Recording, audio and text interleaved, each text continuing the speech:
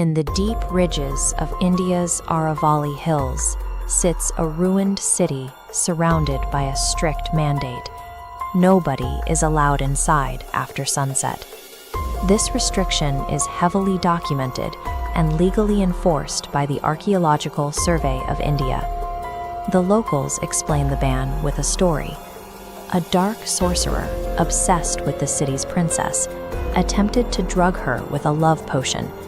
When she recognized the trap, she threw the potion onto a massive boulder, which rolled forward and crushed the sorcerer. With his dying breath, he cursed the city to complete ruin. If you walk through Bangar today, you will notice a bizarre architectural anomaly. Out of the thousands of stone structures still standing, every single building is missing its roof. The local claim is that any roof built within city limits immediately collapses. Tourists who visit the site, and the few who sneak in at night, consistently report identical phenomena.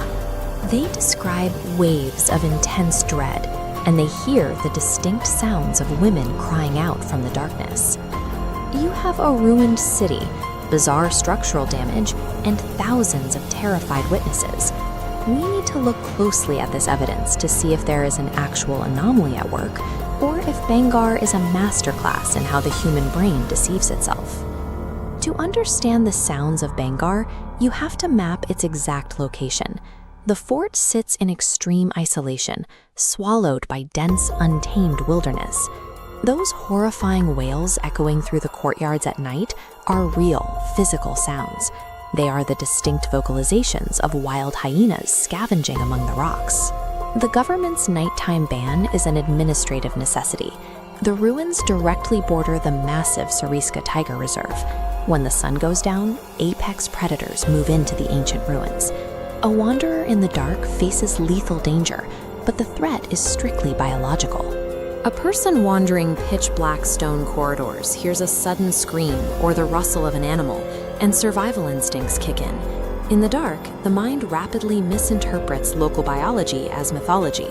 That accounts for the noises, but visitors report severe physical symptoms even in broad daylight, sudden panic attacks, cold sweats, and a creeping, heavy sensation that they are being watched.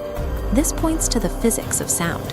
Engineer Vic Tandy identified a low-frequency wave just below human hearing, vibrating at exactly 19 hertz. You cannot hear it, but your body absorbs it. It vibrates inner ear fluid, triggering dizziness and severe physiological anxiety. Bangar is essentially an architectural wind tunnel. The constant breeze rushing through its jagged, roofless stone corridors acts as a massive natural infrasound generator. When a tourist feels a wave of terror wash over them inside a ruined temple, their nervous system is reacting to invisible kinetic energy hitting their body.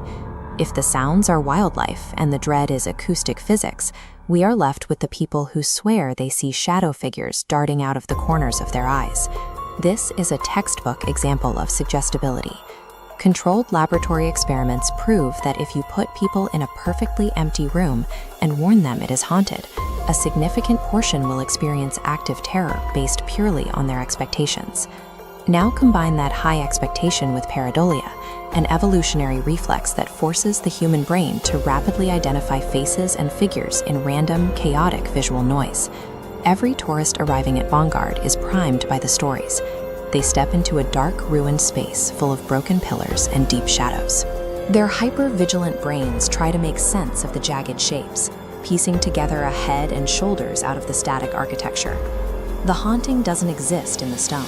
It is constructed entirely in the visual cortex. The entire psychological setup relies on the myth of the cursed princess and the sorcerer, yet there is zero archival evidence that they existed. The verified historical record documents exactly what destroyed Bangar.